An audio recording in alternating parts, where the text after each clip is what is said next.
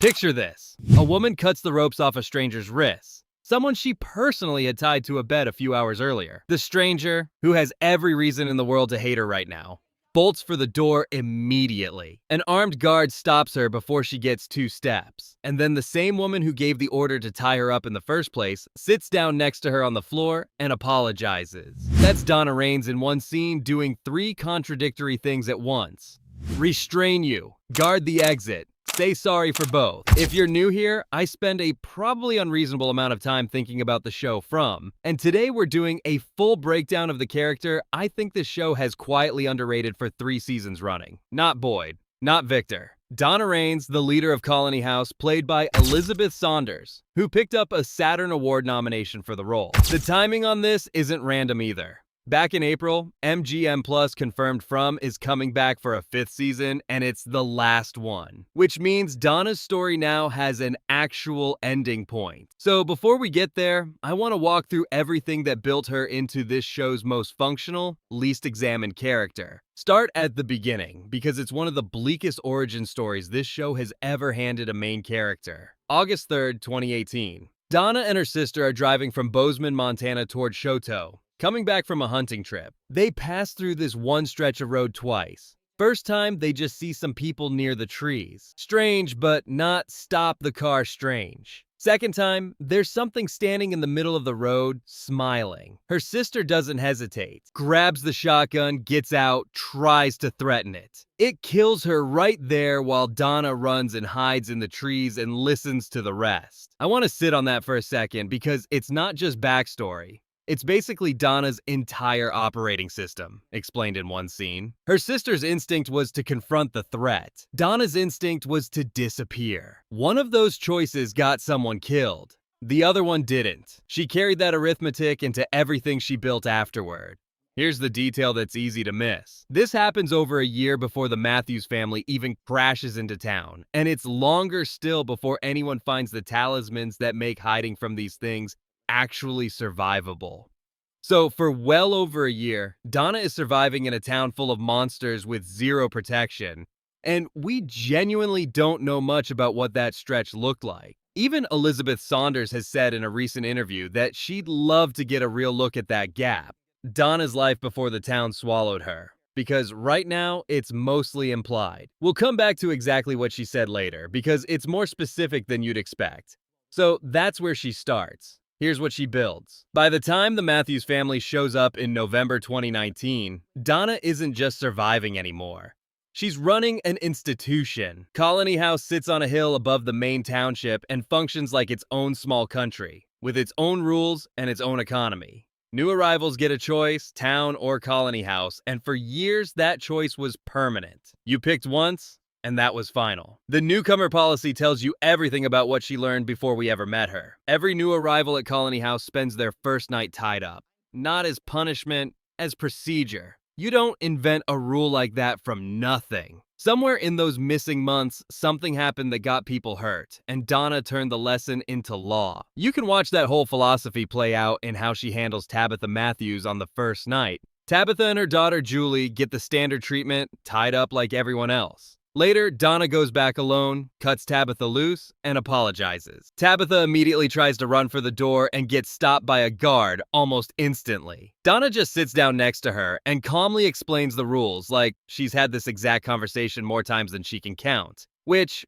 by that point, she probably has. That's her leadership style in miniature. The rule isn't cruelty. The rule is a wall built after watching what happens without one. She'll enforce it, apologize for it, and keep it standing, all in the same 5 minutes. Because in her experience, being liked and keeping people alive are 2 completely different jobs, and she's only got time to do one of them well. Season 1 is where that philosophy gets its first real stress test, and it fails badly. Colony House runs on communal living. Shared space, shared meals, not much privacy. And for a while that works fine. Then, in the Season 1 finale, a resident named Kevin falls for one of the creatures. Genuinely falls for it.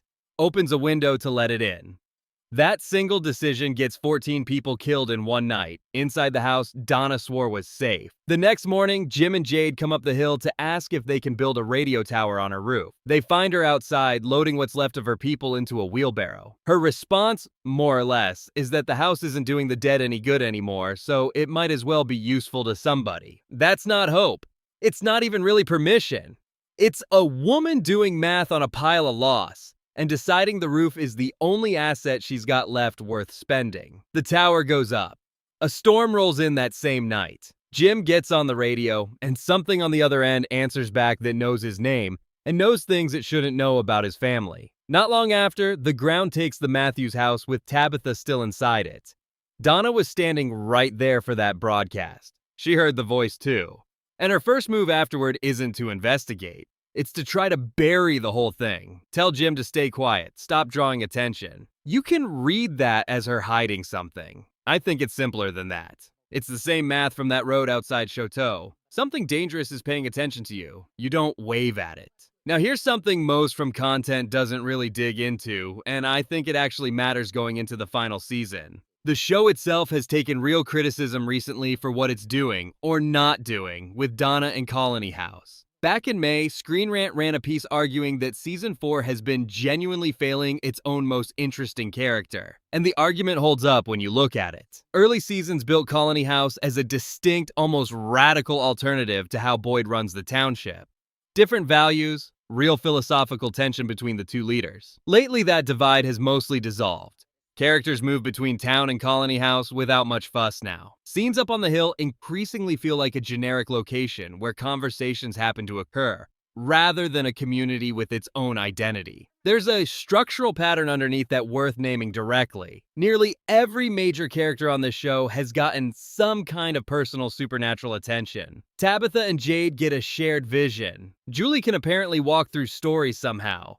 Fatima's pregnancy turns into something monstrous. Sarah hears voices telling her to hurt people. Donna, the second most powerful person in this town, gets none of it. 4 seasons in, and the town has never spoken to her directly. The show has never really explained why, or even seemed curious about it on screen.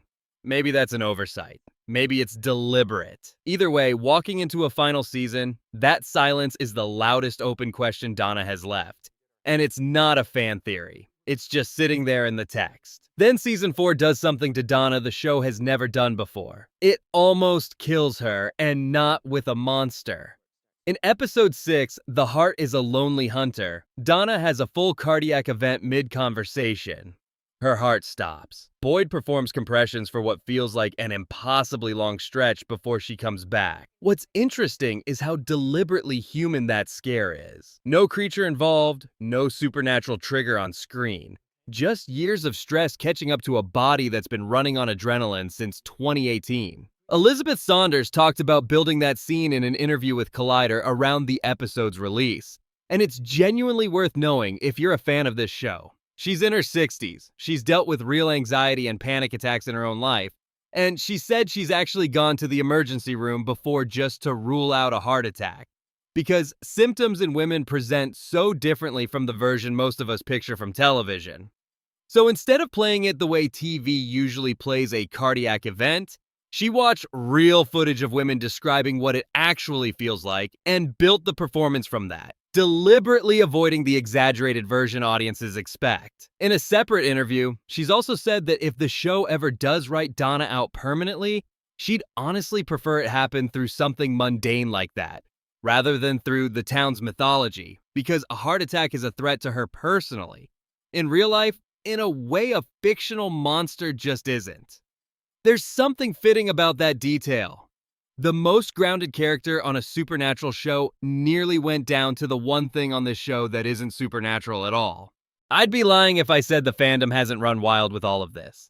Search around and you'll find no shortage of videos and posts building a case that Donna is somehow connected to whatever's actually running this town.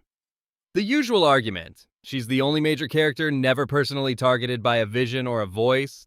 She's occasionally in the right place at the right time, and small lines from early seasons get reread as if they were clues all along. I get the appeal. This show has trained us to distrust exactly this kind of consistency, but I'd push back a little. Every confirmed case of the town actually using a person as an instrument on this show looks nothing like Donna. It's coercion, someone forced into service against their will, or it's outright impersonation, a stolen face going door to door collecting talismans while nobody notices. The town has never needed a secret informant. It's shown us repeatedly that it can just manufacture one from scratch. So my actual read is less exciting than the theory, but I think it holds up better. Donna isn't untouched because she's secretly working for the other side. She's untouched because the show has, so far, chosen to hurt her exclusively through grief instead of visions. Her sister. 14 people in one night. Jim, a friend named Roger Badley, now possibly Tabitha.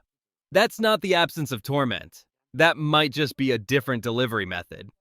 Which brings me to what might be the single most useful piece of information here for predicting where Season 5 actually goes, because Elizabeth Saunders has talked about this directly, and recently. In an interview with Screen Rant published this June, right as Season 4 was wrapping, she was asked what she personally wants explored for Donna before the show ends. Her answer was specific. She said she wants fans to finally get a real look at who Donna was before the town took her, that she has her own private theories about why Donna turned out this way, and that she'd like the show to sit with the idea that nobody survives this place completely alone, no matter how hard Donna has spent years trying to prove otherwise. Whether that lesson lands through some kind of breakthrough or through something more painful, she said she just wants Donna to get a little further down that road before the story closes. She also talked about wanting more clarity on where the town's mythology actually comes from in the first place, admitting that even she goes down theory rabbit holes trying to work it out and usually comes up empty. Read between the lines and you get a fairly clear picture of what Season 5 might attempt. A real look back at Donna's life before 2018. Some kind of reckoning with the fact that her entire survival strategy was built on isolation, arriving right as she's become the closest thing Julie and Ethan have left to a surviving parent. That is not a small arc to close out in one final season, and at this point, I don't think the show can afford to keep circling it. So here's where that leaves us. Donna Raines walked out of a hunting trip near Choteau with exactly one lesson. Don't hope, don't provoke, just survive quietly. Then she spent years building an entire community on top of it. It worked, until it didn't. It cost her a house full of people, a sister, a friend on a roof, and this season, nearly her own life. Through all of it, the town has never once spoken to her directly, which either means she matters less to it than everyone else, or it means the town has always known exactly the cruelest way to reach her, and it was never going to be a voice in her head. It was always going to be Graves. Season 5 is the last chance to answer that.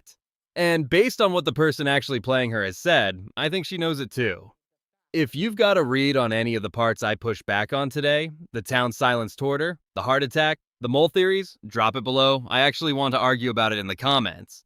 And if you want the next breakdown the moment it's up, you know what to do. I'll see you in the next one.